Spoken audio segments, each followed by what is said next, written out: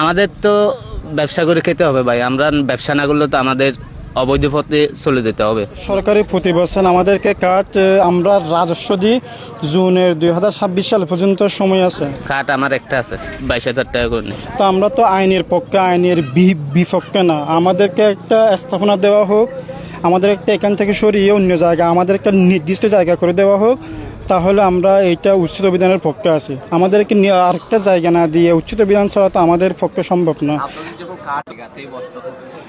একটা তো বালিয়া দিয়ে খাট, তো বালিয়াজির জন্য খাট তো বাহিরের জন্য না, বিশ এলাকার জন্য তো কাঠ।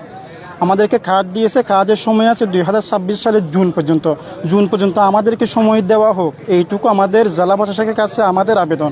আমরা তো জেলা প্রশাসকের বাহিরে যেতে পারবো না, আইনের বাহিরে যেতে পারবো না। আমাদেরকে কাজের মেয়াদ পর্যন্ত সময় দেওয়া হোক, এইটুকু আমাদের আবেদন।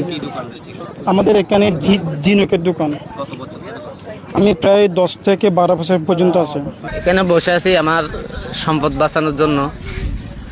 আমরা 11 মাস কষ্ট করে রমজান এক মাসে এসে দোকান গুছিয়ে নিয়েছি, ঈদের পরে ব্যবসা করবো এই চিন্তা করে, কিন্তু হঠাৎ এখানে এসে উচ্ছেদ অভিযানের নামে আমাদের উপরে হয়রানি করতেছে আর কি। কাঠ আমার একটা আছে। আমাদের তো রেভিনিউ নেওয়া হয়েছে জুন পর্যন্ত, এখন এরপরও আমাদের অবৈধ বলে উচ্ছেদ করতে এরা চলে আসছে আর 22,000 টাকা করে নেই। আমাদের তো ব্যবসা করে খেতে হবে ভাই, আমরা ব্যবসা না করলে তো আমাদের অবৈধ পথে চলে যেতে হবে।